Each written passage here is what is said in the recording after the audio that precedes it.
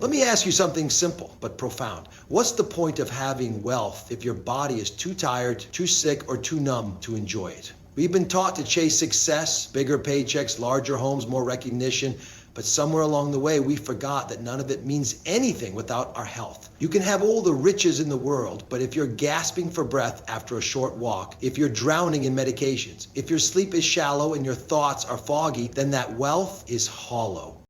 Health isn't just the absence of disease, it's the presence of strength, clarity, stamina, resilience, and joy. It's waking up with energy and purpose. It's being able to play with your kids, walk without pain, climb stairs without fear, and show up in the world without being shackled to fatigue. That is real wealth. That is freedom. And the irony is, it's the one form of wealth that's universally available, yet routinely ignored.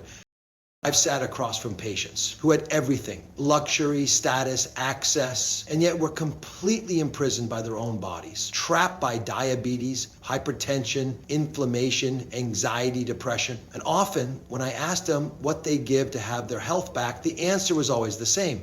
Anything. Because once health is lost, you realize what a privilege it was to move without pain, to breathe deeply, to think clearly. It becomes painfully obvious that your body was never just a vehicle. It was the foundation. It was the investment account you didn't know you were drawing from every single day. Now let's talk about what this really means philosophically. You see, in the modern world, we equate wealth with accumulation. More stuff, more zeros in the account, more power. But ancient wisdom has always flipped that model. The Stoics, the yogis, even traditional Chinese medicine, they all speak of wealth as something internal. Peace, vitality, alignment. These aren't luxuries. They are prerequisites for any other form of success to feel real. Health is the original capital. When your cells are functioning well, when your blood flows freely, when your nervous system is balanced, you're not just alive. You're capable. You can dream bigger. You can love deeper. You can endure setbacks with greater strength. Without health, your mind shrinks into survival. With it, your spirit expands into vision. So why do we ignore it? Why do we treat our bodies like afterthoughts? Part of it is cultural conditioning. We're taught to delay health until after we've made it. We say, once I finish this project, I'll start working out. Once I get the promotion, I'll eat better. Once the kids are older, I'll sleep more. But by the time we return to our bodies, they've been whispering for years, and now they're screaming. The joints ache, the mind races, the heart palpitates, the body keeps the score. And eventually, it sends the bill. But here's the truth. Health isn't a reward you get after success. It's the tool that makes success sustainable. Think of it like compound interest. Every healthy meal, every walk, every deep breath adds to your reserves. It builds stamina. It sharpens your mind. It anchors your emotions. And those are the very things that let you lead, create, and serve with excellence. The problem is we only value health when we lose it. But what if we could reverse that narrative? What if we treated our bodies like our most prized assets? Something worth protecting, nurturing, and strengthening every single day. Not out of fear, but out of respect, out of gratitude. Because the truth is your body has done everything it could to carry you through life. Despite the abuse, the neglect, the late nights, the fast food, the stress, it hasn't given up on you. The question is, will you give back to it? Imagine what your life would look like if you prioritized your health the way you prioritize your deadlines. Imagine giving your body the same discipline you give your bank account. What kind of energy would you have? What kind of presence would you bring into your relationships, your work, your purpose? That is not wishful thinking, that is accessible. But it starts with the decision to shift your definition of wealth. Health is not an expense, it's an investment, one that pays dividends in clarity, energy, confidence, and longevity. The sooner you realize that, the sooner you stop living like your body is disposable and start living like your body is your most sacred possession. So I'll leave you with this. If you don't make time for your health now, you'll be forced to make time for your illness later. The choice is yours. And the most powerful form of wealth is the ability to choose how you live, how you feel, and how long you thrive. Choose wisely. We often think of the body as something separate from the choices we make, like it exists on its own, unaffected by our emotions or habits or our environment. But the truth is much more personal and much more sobering. The body keeps score. It remembers. It records. Every decision you make, what you eat, how you sleep, the stress you carry but never release, leaves an imprint. It's not just about disease showing up one day out of nowhere. It's about the slow, silent accumulation of choices made over time. Think about it. You don't wake up one morning with heart disease or type 2 diabetes or chronic fatigue. These conditions build up gradually, day by day, often without you noticing. Every skipped breakfast, every sugar crash, every sleepless night is recorded by the body like entries in a journal. And at some point, that journal becomes a story you can't escape. A story that reads, "I didn't listen until it was too loud to ignore." Let's take stress as an example. Many of us walk through life with tension clenched in our jaw, our neck, our shoulders, our gut. We think it's just mental pressure, but the body doesn't separate mental from physical. Stress floods your system with cortisol and adrenaline, narrowing your arteries, disrupting your hormones, weakening your immune function. And when this becomes chronic, as it does for millions, it starts to damage your organs at a cellular level. And yet we tell ourselves, "I'll rest when I have time." But rest delayed is repair denied. One of my patients, a high-achieving executive, used to joke that sleep was for the weak. He powered through life on caffeine, skipped meals, and stayed up late answering emails. For a while it worked. He felt invincible, but eventually his energy began to crash. His blood pressure crept up. He started forgetting things. His body was trying to get his attention. It had been whispering for years, but now it was screaming. And the hardest part for him wasn't the diagnosis. It was the realization that he'd done this to himself, one small choice at a time.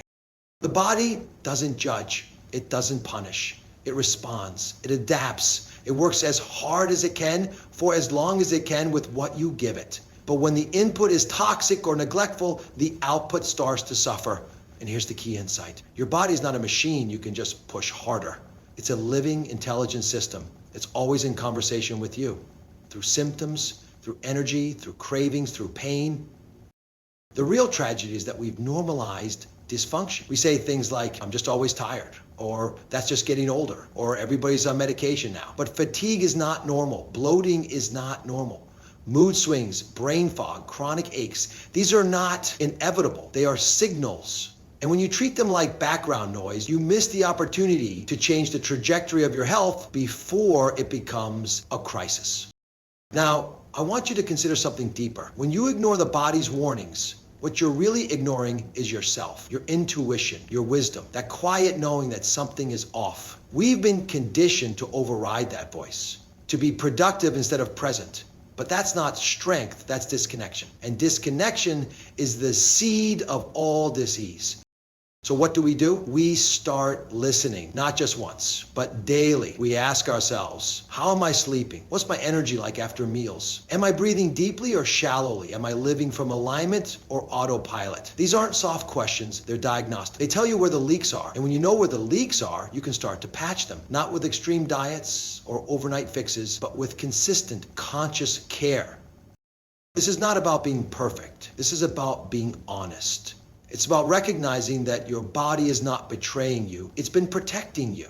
It's been carrying you, compensating for your habits, adapting to your lifestyle, and if you're lucky, it's still giving you a chance to turn the story around. Here's the good news. Just as the body accumulates damage, it can also accumulate healing. Every time you sleep well, hydrate, move, eat nutrient-rich foods, or simply pause to breathe, you're not just reversing damage. You're writing a new story, one where vitality replaces fatigue, one where clarity replaces confusion, one where you are no longer a prisoner of your choices, but the architect of your well-being. So don't wait for the crisis. Don't wait for the lab results or the ER visit or the wake-up call. Listen now, act now. Your body is speaking. It always has been. And here's what I'll leave you with. You may forget what you ate, how long you sat, or how stressed you felt yesterday, but your body never forgets. Treat it like the most honest journal you'll ever own, because what you write in it today becomes your reality tomorrow. If health is the foundation of real wealth, then energy is its currency. You can be the most intelligent, talented, or passionate person in the room, but without energy, none of it can be fully expressed. And yet, energy is one of the most poorly managed assets in modern life. We think productivity means doing more, when in reality, true productivity is about sustaining the energy to do the right things well and consistently. You don't need more hours in the day. What you need is better energy in the hours you already have. Let's pause here and ask a deeper question. Where does energy really come from? It's not just about calories or caffeine. It's not even just about sleep. Energy is the result of a finely tuned balance between how we fuel the body, how we move it, how we rest it, and how we think. Each of these components feeds the internal fire or depletes it. And that's what makes energy sacred. It is the most immediate measure of your internal health. We often treat energy like something we can borrow or force. Another espresso, another late night hustle, another skipped meal so we can squeeze in more tasks. But that's like drawing money out of an account you haven't deposited into in weeks. You may not feel the deficit right away, but over time, the account runs dry. Your immune system weakens, your focus blurs, you wake up tired, and even after a full night's sleep, you still feel drained. It's not just exhaustion, it's a deeper energetic bankruptcy. And that brings us to something powerful. The idea that energy is not just physical, it's emotional and spiritual. There are people who eat clean, exercise regularly, and still feel depleted. Why? Because they're carrying emotional burdens, unresolved stress, or a constant mental state of pressure and urgency. The nervous system can't tell the difference between a lion chasing you or an inbox full of deadlines. Chronic stress keeps your system in a survival state, your body tight, your breath shallow, your digestion compromised, your hormones misfiring. Why?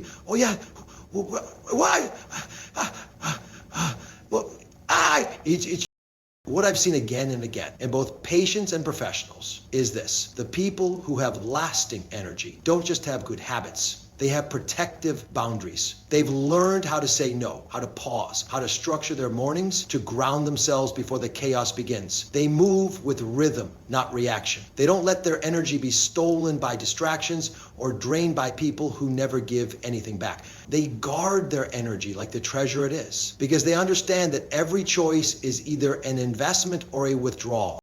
Now let's connect this with something philosophical. In many ancient traditions, from Ayurveda to Taoism, energy is life force. It's called prana, chi, or vital essence. And these traditions teach that how you breathe, how you rest, and how you align with nature all affect your energy reserves. We in the modern world have drifted far from this wisdom. We treat the body like a machine, the mind like a computer, and time like an enemy. But we're not machines. We're ecosystems. And ecosystems thrive on cycles. The cycle of wake and sleep, of tension and release, of input and output. One of the most powerful shifts you can make is to treat your day like a wave, not a straight line. Energy rises and falls. The body has natural rhythms, the ultradian cycles, where your focus peaks and then dips every 90 to 120 minutes. If you push through these dips instead of resting or resetting, you burn out. But if you honor them, even with just a 5-minute break, some movement, a few deep breaths, you replenish what's been spent. That's not laziness, that's strategy. I worked with a woman once who thought her fatigue meant she was getting older or weaker. She drank more coffee, she pushed harder, but her energy continued to decline.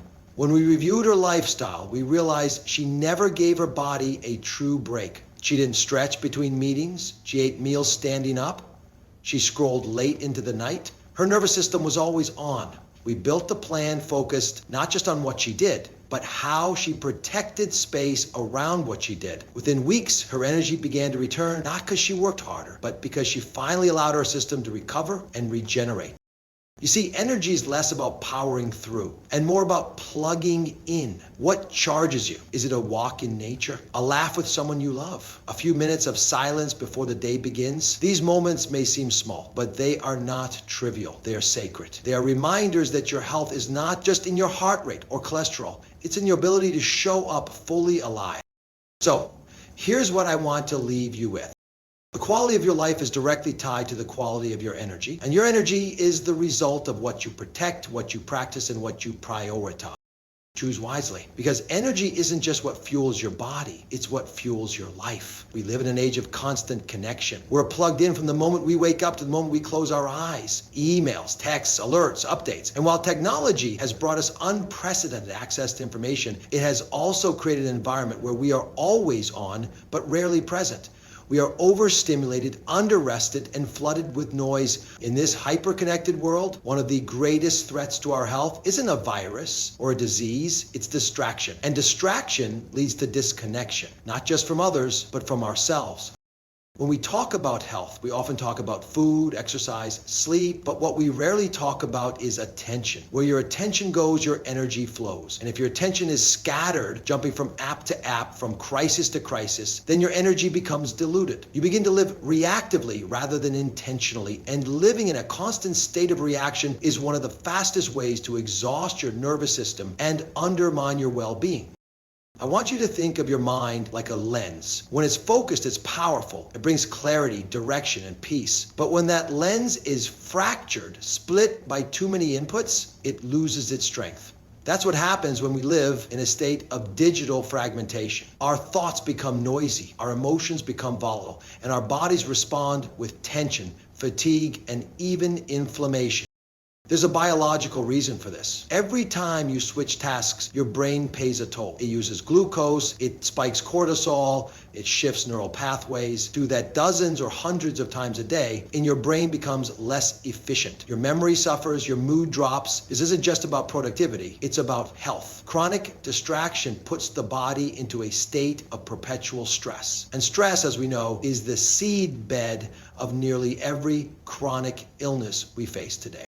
But here's the deeper layer. Distraction doesn't just steal your time, it steals your presence. And presence is where healing happens. When you're present, you can feel your breath, your heartbeat, your hunger cues, your emotions. You can notice the subtle signs your body gives you. Tightness in the chest, tension in the shoulders, restlessness in the gut. These signs are your body's language. But when you're distracted, you miss the conversation entirely.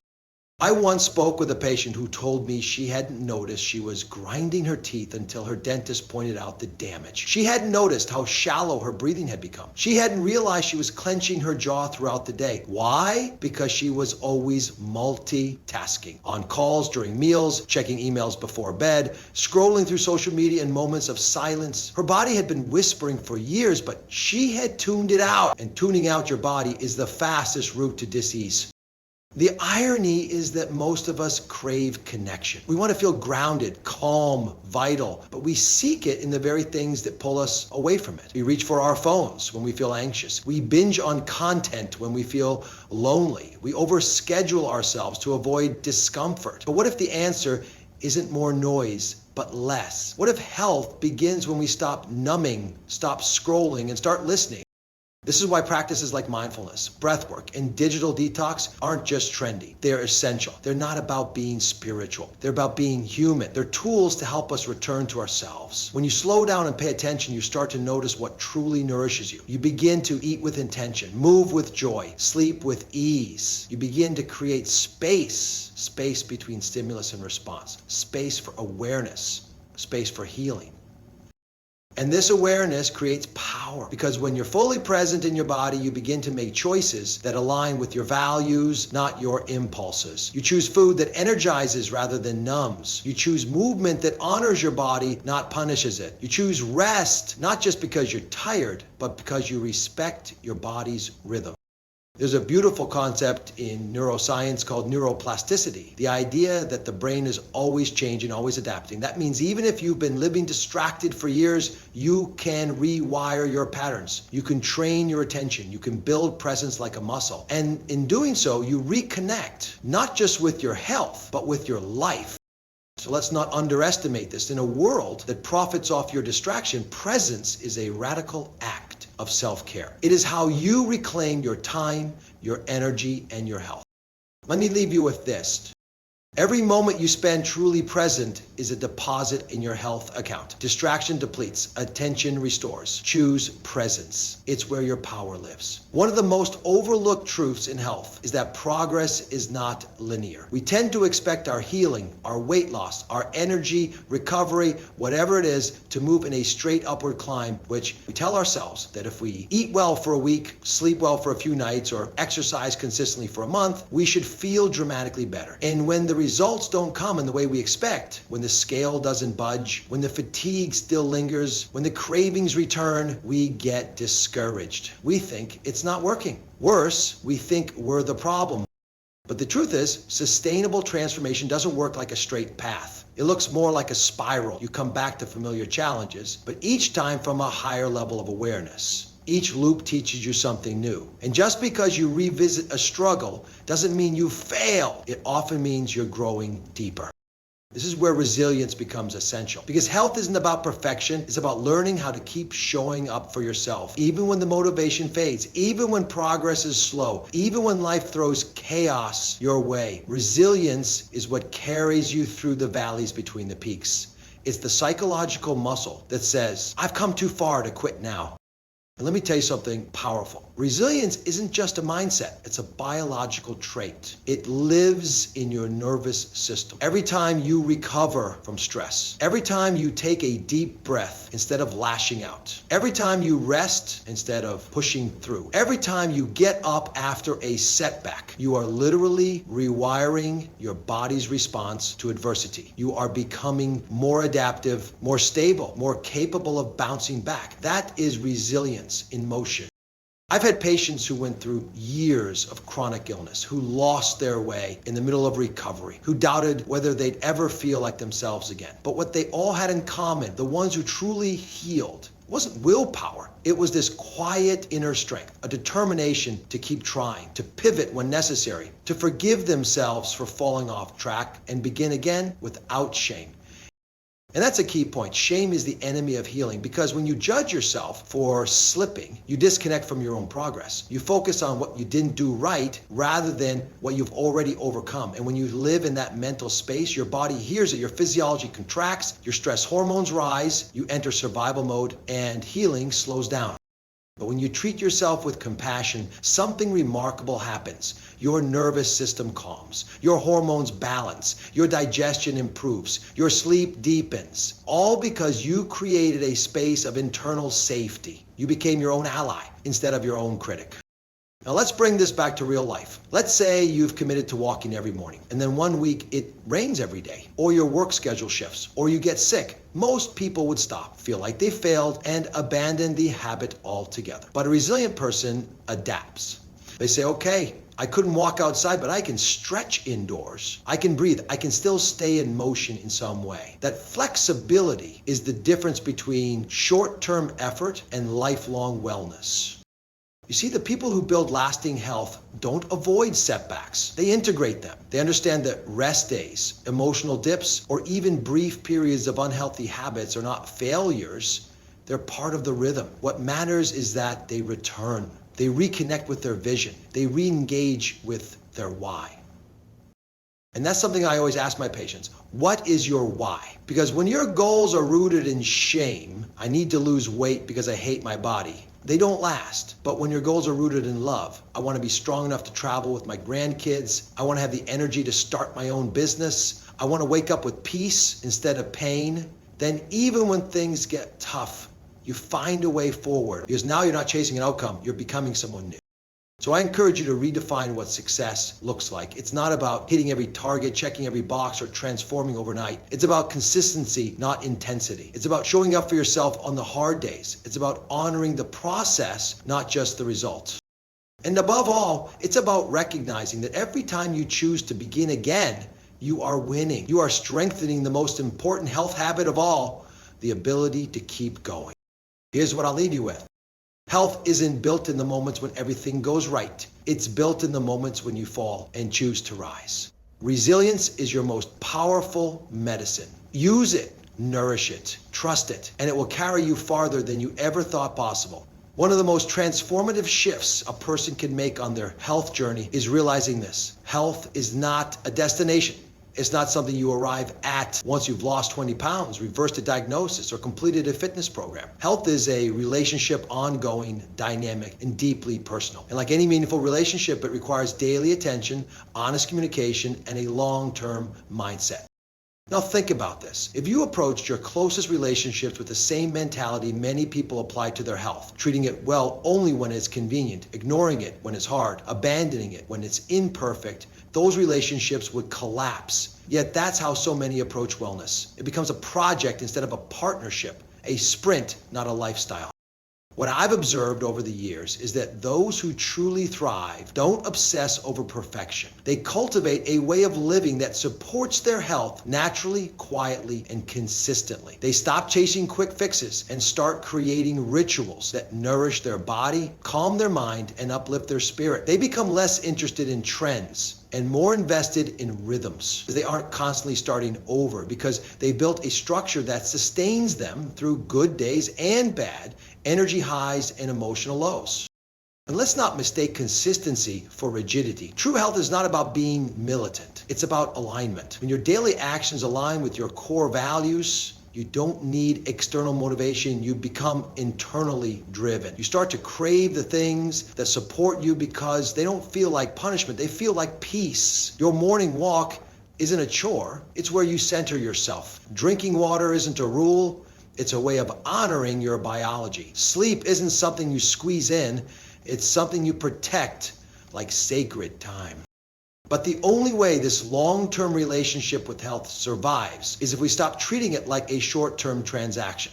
Let me be clear. Transformation doesn't happen in 7 days, or 30, or even 90. Real change takes seasons. Your body and mind evolve across time. There will be periods of intensity and growth, followed by periods of recovery and quiet. This is natural. This is human, and the people who embrace that cyclical nature are the ones who endure.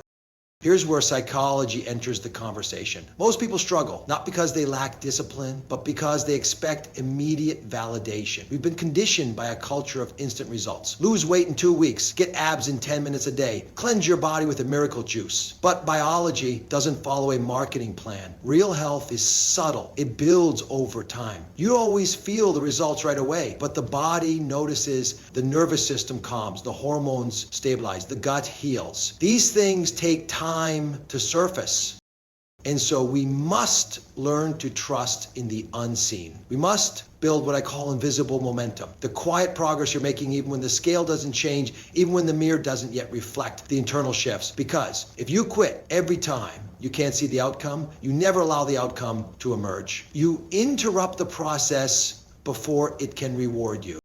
I remember working with a man in his late 50s who had battled prediabetes, chronic inflammation, and emotional eating for most of his adult life. He told me, "Dr. Oz, I've tried everything and nothing sticks." But what he hadn't tried was consistency without drama. He was either on the wagon or completely off it. I told him to stop thinking in terms of all or nothing. We started small. Consistent breakfast, a 15-minute walk after lunch, and a strict rule to cut screens 1 hour before bed. That was it. Nothing extreme. 6 months later, he had lost weight, stabilized his blood sugar, and more importantly, he felt calm. He said, "For the first time, I don't feel like I'm battling my health. I feel like I'm working with it." That's the power of a long-term mindset. It shifts the struggle into a rhythm. You stop resisting the process and start becoming part of it. Health isn't a punishment for your past. It's a promise to your future. Every choice you make today, even the small ones, are investments, not just in your body, but in your capacity to show up for your family, to fulfill your purpose, to live with vitality instead of survival. So the question isn't how fast can I get results? The question is, how can I live in a way that supports my health for the rest of my life? Because in the end, your health is not a phase. Your partner in everything you do. Treat it with the same love, patience, and loyalty you would any lifelong relationship. When you do that, health becomes not just something you have, but something you are.